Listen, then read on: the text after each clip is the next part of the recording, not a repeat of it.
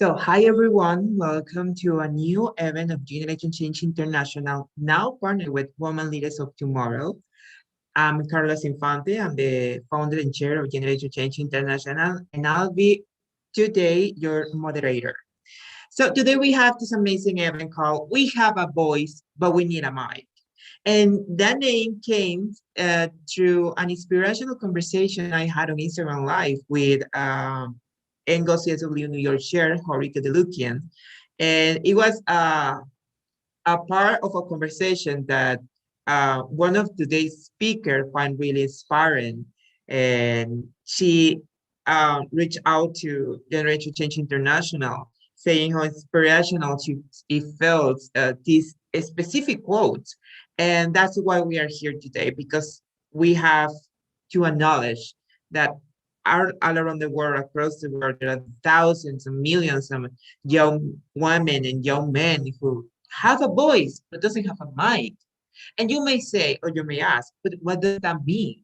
It means that we as young people have opinions, we have thoughts, we say our opinions, but unfortunately no one is hearing, no one is listening to us. And that's why we don't have a mic. The mic is a platform. The mic is the option, is the base where we can be to actually be heard. It's not just about faking being heard. It's about actually know what's going on. It's to actually listen to us and to say, oh, I didn't know that, or I didn't understand it that way. We need to hear other perspective in order to have a better and clear vision of what's happening in the world right now. So today we are having three amazing young female leaders from Afghanistan who are joining us today to talk about their struggles and opinions about being Afghanistan women. So I will start by welcoming the first of them. It will be Kutsia Khalil. Kutsia was born and raised in Afghanistan. She's currently studying in Kabul University. She's also a judo athlete.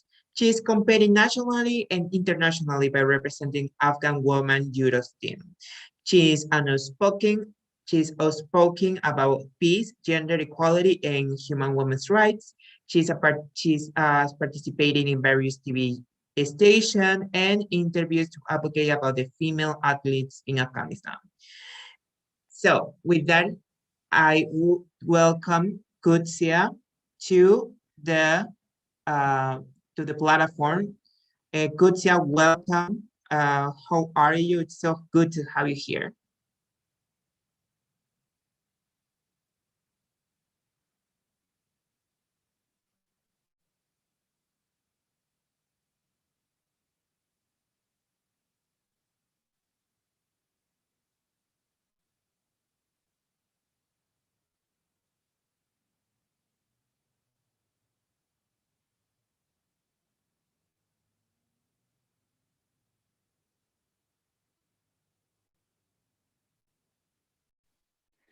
قدسية جان اگه صدای من بشنوی لطفاً گپ بزن نوبتت رسیده.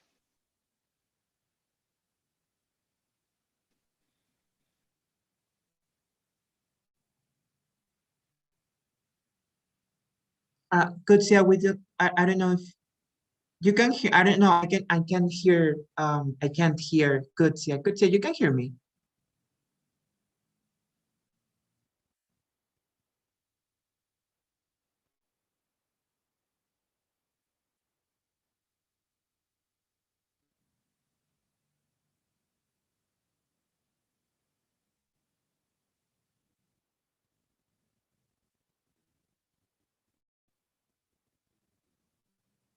Okay, I think Kutsia is having some connection issues.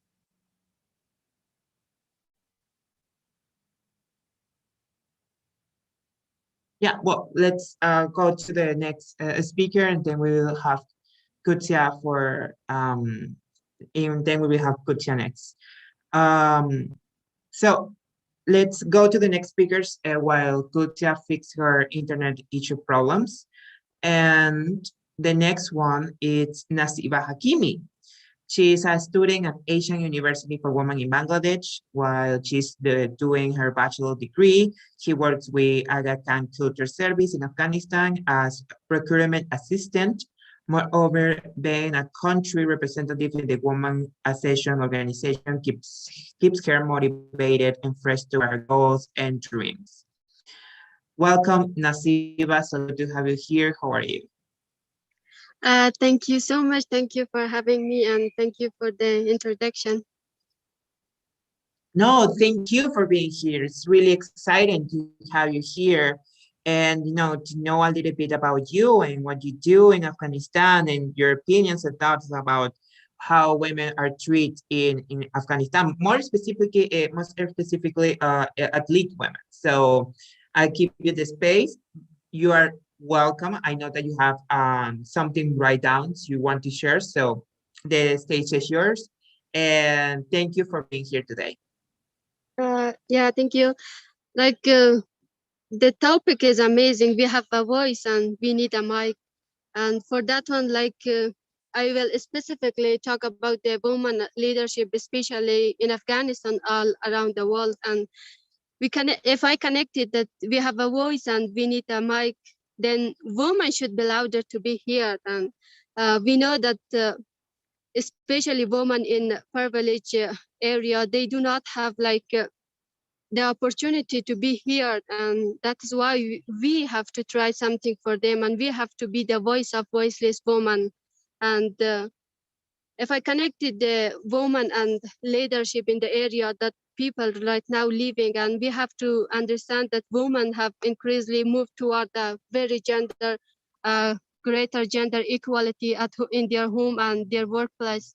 We know that still women are underrepresented in leadership roles, but they consider anomaly and compared to men that when they are in high position of their leadership skill and especially within the institution of higher education.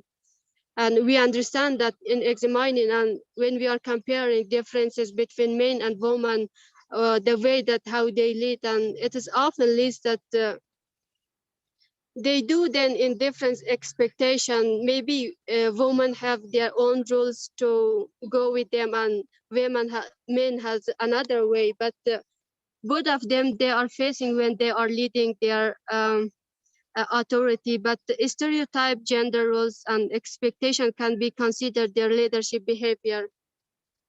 Then it comes to in gender roles and lifestyle have occurred when men now sharing more in household, and we can see that also in my, if I give the experience and the example in my home, and I see that my brothers and they are helping us and they give energy like, yeah, the time change and it's not the time that when my mother was when it was in my mother time. Like social rules and etiquette and gender roles are now very flexible for men and for women, and relationship between them and common when they are home. And we can see that women are more able to navigate life in inside and outside of their home easily. I can say that when my mother was in my age right now, and then that time she didn't have the opportunity and the permission to go outside and had the permission to work outside. But I can see this opportunity, fortunately, that I have it, and now I can work as equal as men outside of my home. And then the time has changed a lot, and then that's a good news. And we can see that women had helping each other, and that is the way that progress, and that is how we can see. But if we see the difference between how women and how men they lead their leadership skill in the society, but that will be a very controversial question and complex in society that I am living, like Afghanistan. And then well, I can say yes or no how the women and men they are leading, but the theory of leadership are typically nurtured and or absent in their attention to gender. A leader is a leader, while they are studying on leadership typically ignore the gender differences like popular wisdom and women's self-report often identify distinct leadership style and characteristics associated with like gender, while empirical study on gender and leadership often show that men and women leaders behave more alike than different when they occur in the same position. Then there is a strong evidence to support the tendency for women to adopt a more collaborative, comparative, or democratic leadership style, and but for men to adopt more directive and competitive style that they emerge in their types of study and when they are leading a group of people and they consider about them. Even though like selection critical for leadership position may even out the gender differences, like women seems to be essentially different and more collaborative based on differences and personal and social interpersonal studies and skills that that's how men and women are leading. But if we talk about the influence of the way that they are leading, like we can see that successful women leaders are very truthworthy first and foremost, and when you establish a climate of truth, your team commit to goals, communicate improves, and idea flow more freely. And that's how women are engaging with each other, and women empower each other by what they are seeing when they are improving, and that's a very positive and good energy to separate among the women. Perhaps most of importantly, like your employee, when you are working in a company and more comfortable with changing and more willing to embrace a new vision, and when leaders are very comfortable with their employee, and that is how a improvement and steps of going forward. And leaders should be deal with difficulties issue and often have little data and more influenced by market force, but external organization can impact that one. And we can see that successful women learn have anticipate what is the next encouragement and what kind of thinking from their employee, and what can clearly see that that is not just in our organization. Like if I give a clear example, like in all around the world, like I can say that Obama just he is not the one who cares about the women's right and their leadership, but organizations all around the world are recognizing the potential of women in the items of leadership skill and leadership abilities. I can say that in Afghanistan, when it was in maybe 2 or 3 decades, even we had the woman leader, and but we couldn't hear and they couldn't say all around like we can support women and we are the voice of voiceless women. But fortunately, these decades, we can see very empowerment women that they are supporting each other. And then we have inside and outside Afghanistan that they are working for the women's opportunity and the women's right. And we can see the examples as well.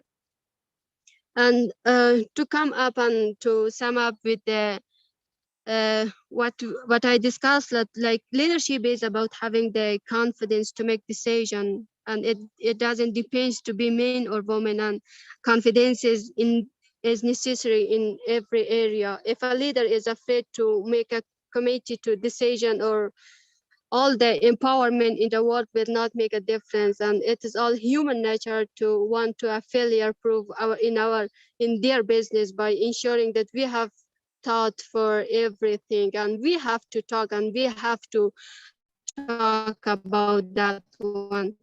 And but in a very like changing environment, that is not a possible what we separate the successful leader and who inspired us into the unknown from those who we need a mountain of statistical analysis and in confidence, and that's not how we are dealing. But for that, we as a woman, and I commit with that one, and that I should be the voice of voiceless women who are continue their life in a very underprivileged area, and they do not have even the ability to ask for their right, then I have should be the voice of their. And I know that many has changed in positive way in Afghanistan, and for that to come up that we are strong while we are together.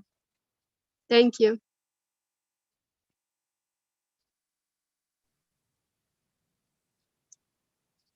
Thank you so much, Nasiba, for that. I would say for that bigger vision of what's going on and your thoughts and your opinion of what's going on in Afghanistan. And I do want to ask you a few questions, if you're okay with that. Sure. Yeah, sure. So, Nasiba, how do you think are things for women right now in Afghanistan? Do you think that Afghan society needs to endorse more gender equality in order to give more options and participations to women? I believe, and I think like in the past, people were very, especially women, like it was a thing, like they should be in home and they should keep householding and then they should not work outside. But right now, the generation that they are giving more education, they are educated themselves and inside and outside Afghanistan, and the opportunity like come for Afghan women, and they had more opportunity to engage themselves in society and work outside their home. And I think for now, it depends to the woman how they act, and they have to show themselves that they prove for the men that they are not just something to just stay at home and keep householding, and they have to show their leadership skill, to show their intelligence, and they have to show their skill for the men and work for in the outside. And it depends now for the woman how they acted in society. You know, that's a really, thank you so much for that answer. And you know, one of the important things that you said is that now it's like the responsibility, it's on the woman to know where to go. And this is, you know, when we talk about Afghanistan, do you think, and I want your opinion on this, do you think there are problems regarding equality in Afghanistan regarding between women and men? It's a matter of culture, society, or religion? What are your thoughts on that? That is like a very, yeah, that's a nice question. But culture in different provinces of Afghanistan are different. Maybe the way that people or men are thinking, like they limit themselves. I can say that in Kabul, the capital of Afghanistan, most of the women, they are working outside and they go for their study. But if I give the example like Kandahar and Kunduz, they are also provinces of Afghanistan, but they are in a privileged area, but they are far away from the capital. But the culture make them, and the people who are living on those provinces, like they think that if we go outside or maybe if we work outside, that is not our responsibility. That is men's responsibility to go and work outside. But sometimes people like do not think like that. But some of the culture made them and to just keep at home and do not go outside. And they think that it is not our responsibility to go outside, and they just keep themselves at home. And do you think that young women in Afghanistan needs more, for example, specifically in athletes, women, young athletes, women, do you think they need more opportunities? Do you think they need more spaces to grow and more spaces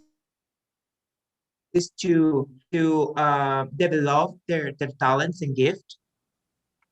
Definitely, like they need more opportunity to improve their skills in their field, in their own fields that they very like. And especially in athlete in 2 or 3 decades ago, and we cannot see like women's improvements a lot, but we had in Afghanistan, and we can see the example like outside Afghanistan when uh, they went for their competition. but nowadays it improves. But we want more opportunity. We want more platform to improve more.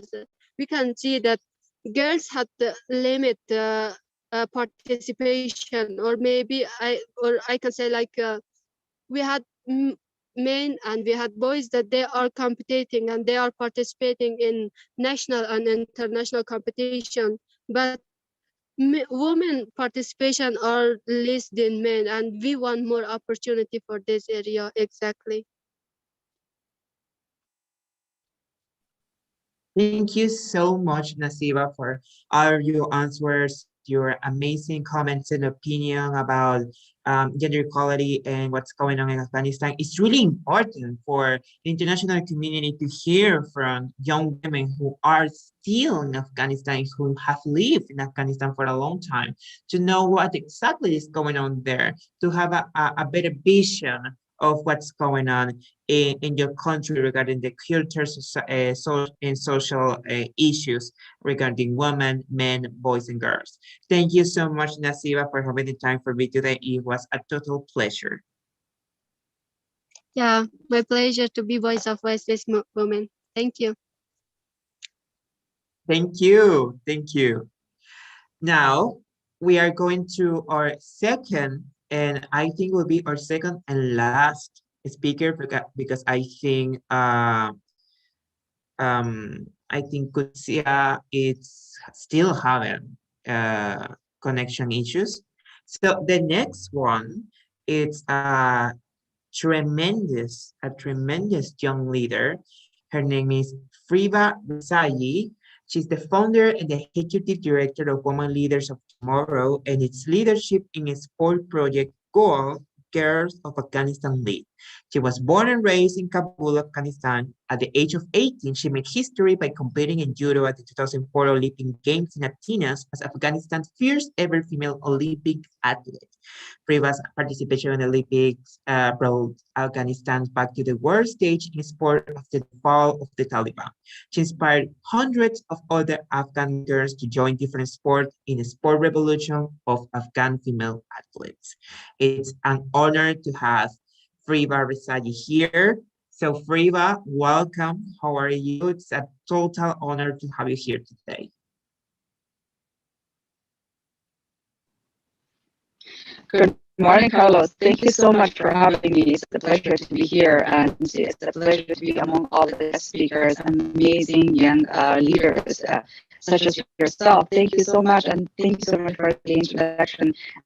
Yeah, as we mentioned in the introduction, that I was born and raised in Afghanistan, and I've gone through so many hardships. But as you also mentioned, that Afghan women don't give up no matter what. We fight for our rights. To be very, very specific, since a young age, I was very interested and enthusiastic to gender and community in the Afghan culture, and I always wanted to do something unusual, something uncommon to prove to the Afghan society that girls are as strong boys and boys are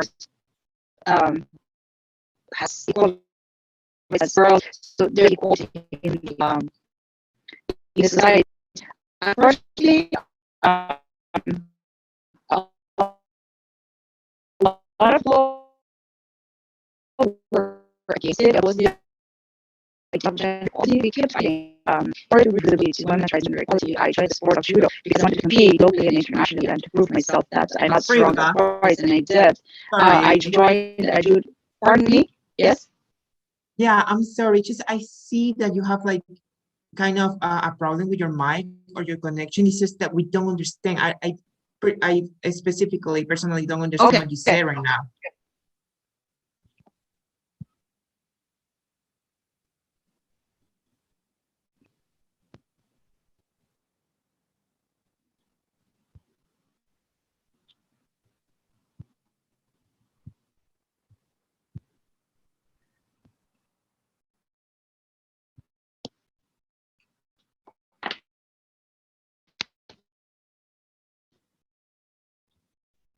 Or I can speak on me. I hear you very robotic. Carlos, can you hear me? Because I can't hear you. I don't know if it's just me, but I hear you very robotic and really slow. Are you able to hear me? Hello?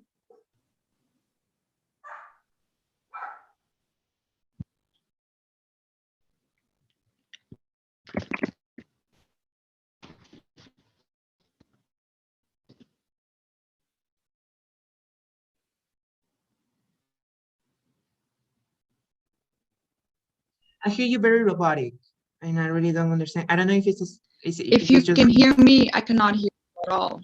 I am unmuted and I cannot hear you. I can't hear you now. Wait.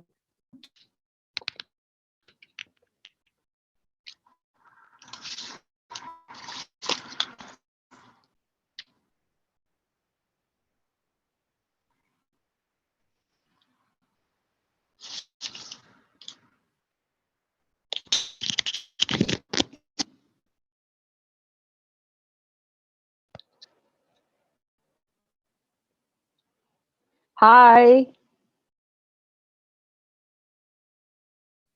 Now I can hear you perfectly. Carlos, I cannot hear you at all.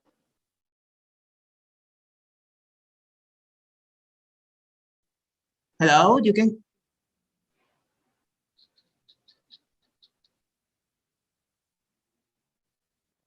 I don't know if can anyone else hear me, or it's just Riva. Yes, I can hear both of you. Well, okay. I think I don't know.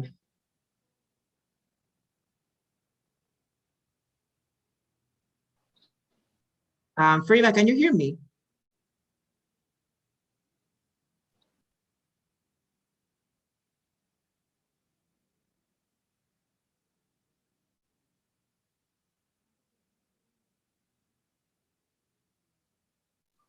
Hello.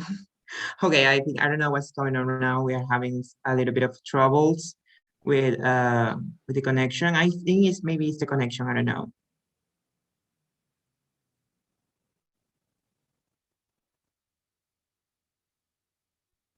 And Nasiba can hear both of us, but it seems like Friva can't hear me. Okay,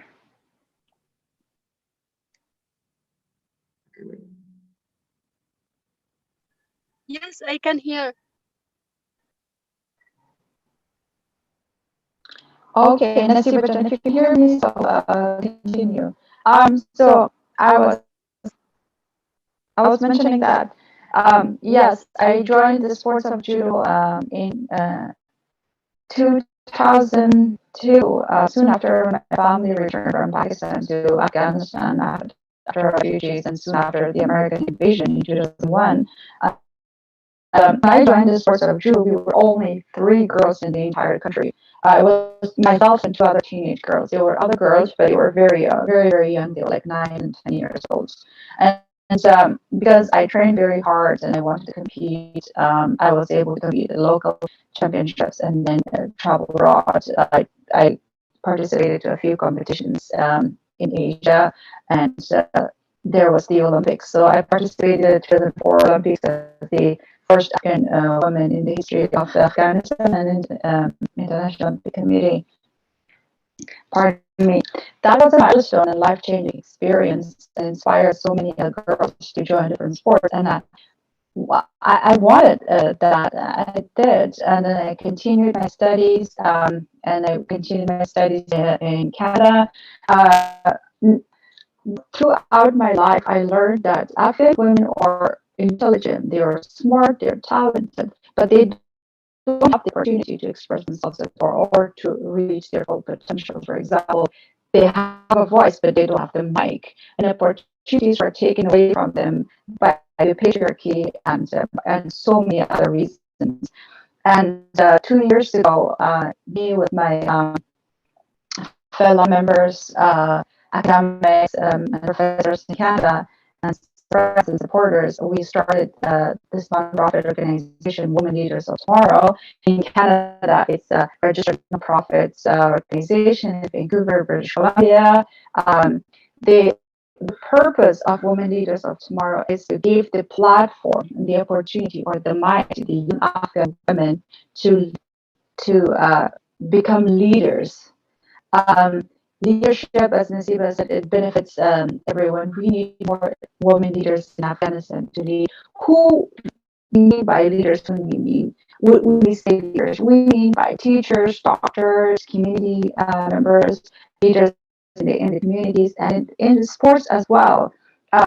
Women Leaders of Tomorrow operates in three major areas. First of all, its purpose is to find full-ride scholarships for young qualified Afghan women in different universities in the world, primarily in North America.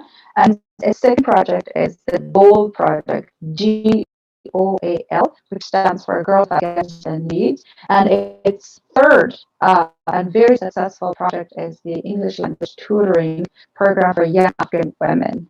So the GOAL project is to provides sports opportunities for young Afghan women to become leaders, to become instructors, to become athletes, to become run dojo, run sports club if you want to be good sports. I've been proven that it's significantly empowering women, because once you have a control of your mind and body, you can have control of your life.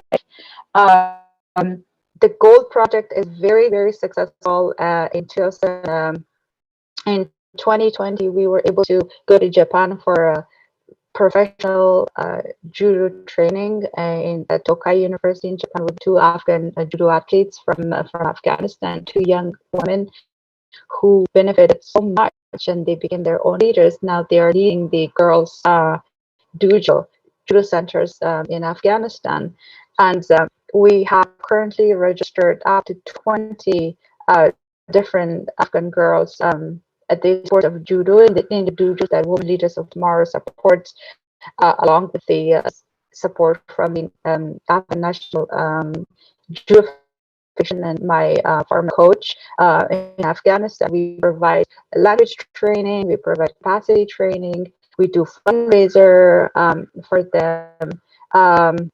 So it's a great platform, and for a lot of those women at the dojos, they did this is not just a dojo for us, a judo club. This is a safe place for us. So that's what we want. And the third program is the language training. I believe that it is crucial for Afghan women to be able to speak in their own voices and in their own words. How can you do that? Well, English is the international language, so we provide the we're providing English language training, so the Afghan girl can learn the language, international language, and can communicate with the international community and their supporters and other human rights defenders and supporters their own words.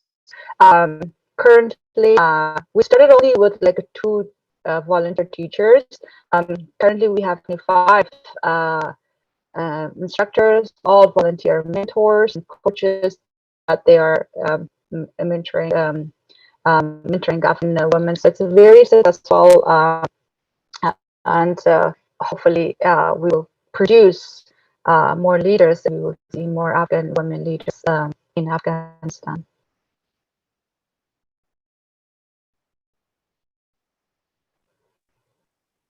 Hi, can you hear me? Yes, I can. Oh, thanks. Perfect. So thank you so much, Friba, for that, I would say, inspirational speech, because it was really inspirational, you know. And the fact that you have accomplished so much in such a young age, it just confirmed that we, the new generation, and we, the young people, have way more to prove and way more to show to the world if we are given the right opportunities and choices. But many times, just like you said, just like you did, we have to fight for it, and we have to fight hard. Yes. And Yes. more we Thank move, you so much for that. I Yeah. am very proud of my volunteers and supporters for Women Leaders of Tomorrow because we have accomplished so much and we're still accomplishing so much with very little budget. So my organization, Women Leaders of Tomorrow, we need budget to be able to work, but we are not like donation oriented, like we always ask for donation. We also ask for like volunteer in kind donation. So we have been able to achieve so much with very little money in our bank account. Yeah, that's actually a really good comment, to be honest, because most of Mhm. young people right now are starting new movements, new organizations, new initiatives and perspectives that are helping the world out in different topics. For example, Friva is the founder and the executive director of Women Leaders of Today, an amazing platform organization that help young women to actually become what they want to reach their goals and to reach their dreams, to make their dreams come true. And you don't see, for example, Friva being a breaking news or her organization being breaking news because she's helping tons of young women in Afghanistan. And you don't see that on the media. You don't see young people actually showing what they're really doing. And this is something I want to ask you, Friva. Um, what do you think we need to do as a society to actually give more spaces to young people, especially young Afghanistan women, in order to not just go reach gender equality, but also to support those who need it. For example, in the sport in the sport field, we know as Nasiba said, there are a lot more men in the sport field than women, and that's something that we need to acknowledge. That's something that we need to talk about. What do you think that we need to do as a society to make that change? We as society, we can help young people tremendously. There's so many ways that you could help. There's so many different organizations that focus on youth and support them. To be very, very specific, first of all, we need to invest in young women, youth in Afghanistan. For example, there's so many youth. Afghanistan is one of the countries that has the highest population of youth in Afghanistan. According to the UN, more than 50% are youth under age 30. So we need to invest in them. We need to invest in their education. We need to invest in their leadership, in their sports leadership, and in order to be very, very specific, for example, we can support the women in the judo club. We can, as a society, you can help amplify their voice, be allies with them, strengthen allyship with them, center our voices, center the voices of the youth and especially young Afghan women to the and help it amplify to world.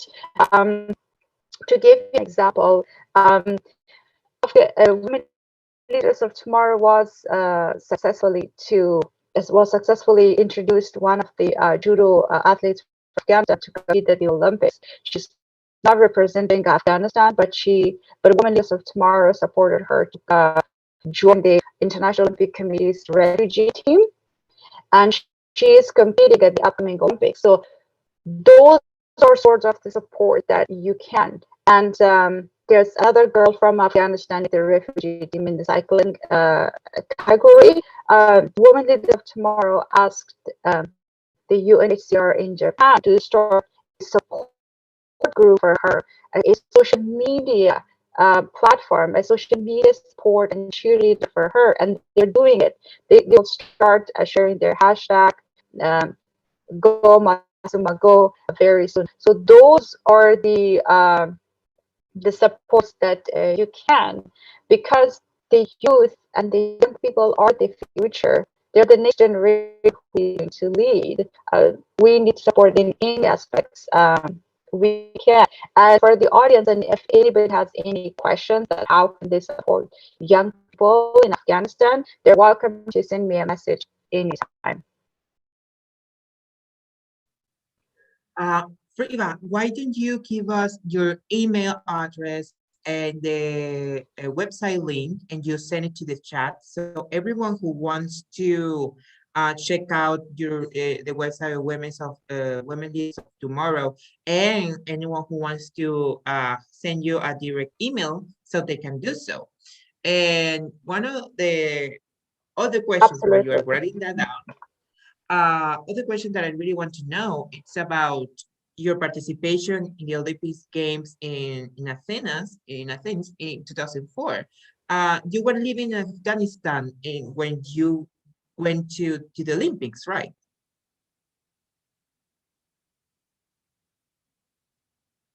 Yes, I was living in Afghanistan and I trained in Afghanistan as well.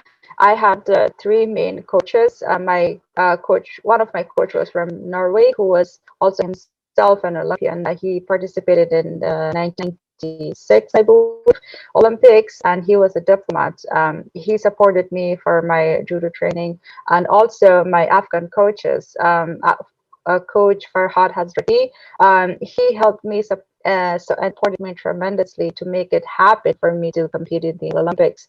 Uh, Competing in the Olympics, it was mixed reaction from people. There were a group of people who were really supporting me and they were cheering for me because they wanted to see an Afghan woman participating in the Olympics. But there was also the fundamentalist group that opposed it and did not like an Afghan woman to compete in international arena platform without hijab and showing some skin. Although judo sport is uniform is covered from shoulder to ankles, but still they don't like the idea. So it was very dangerous and risky for me as well. But to make history and to set precedent for Afghan women, it was worth it. Of course, I know it was worth it. And, it's really inspirational. And I think it's really important that more people acknowledge your work, has acknowledged the work of other millions of women, young people out there who are opening doors for many of them to follow up the lead. So the last question I'll be giving to you, Friva, Mhm. will be, does Afghanistan have politics that helps young women in sports? Have there been any statement, maybe some agreement between the Afghanistan government and the United Nations to reach, a conciliation about women in Afghanistan going to discard to the Olympics? So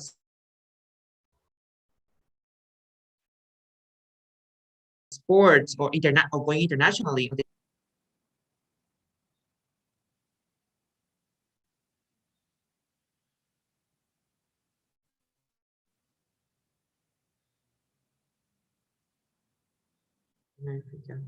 Hello? Sorry, I can't hear you. You're, yeah, okay, you're back. Now I can hear you. Okay, so my question was, does the Afghanistan government have Mhm. any type of law or policies that helps young Afghanistan women to go more easily into the politics field? And does the United Nations has been working maybe in a conciliation between the Afghanistan with the Afghanistan government to help young women to actually more open to these sport fields?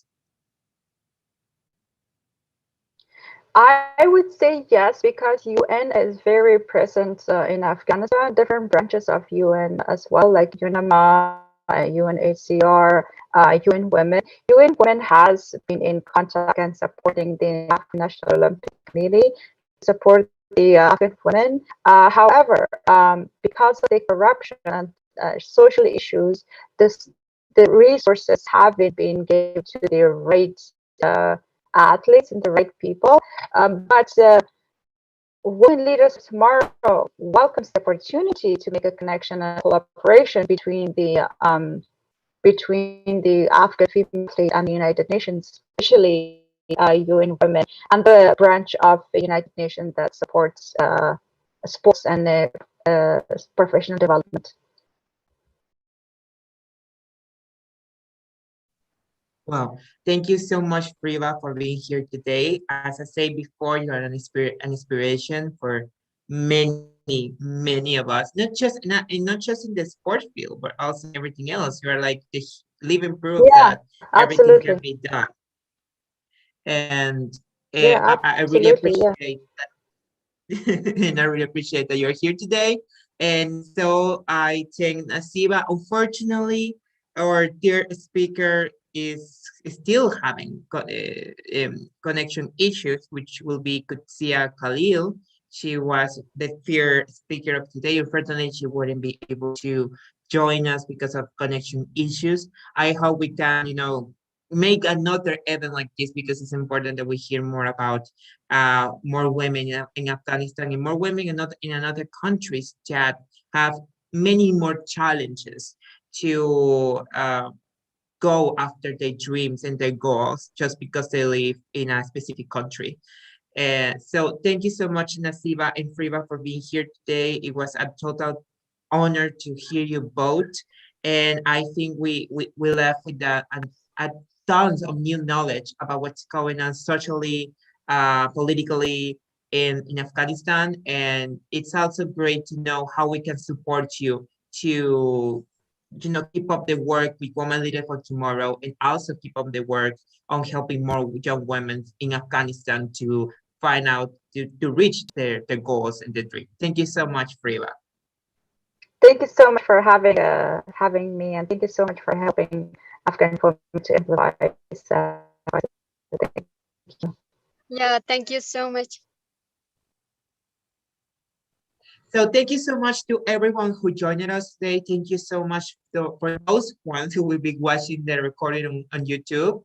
It was a total pleasure to share this space with these I would say three amazing, even though one of them didn't have the opportunity to join us. It was a total pleasure for me to share this amazing space with these three amazing and young women from Afghanistan, and it was amazing to expand my vision of what's really going on in Afghanistan regarding gender equality and women in sports. Thank you for all who joined us today. And please remember to stay tuned for Generation Change International updates. Also, please go and check out Women's of Leaders of Tomorrow website so you can also be updated on what they are doing and their initiative to help more young women from across the globe. So my name is Carlos Infante. I'm the chair of Generation Change International, and I really thank you all once again for joining us today. It was great. Please have a great weekend. And please remember to stay safe. Please wear your mask, and please don't be too close from people from right now. We are going through this, and I know slowly, step by step, we are going through this, right? Thank you so much all again. Goodbye.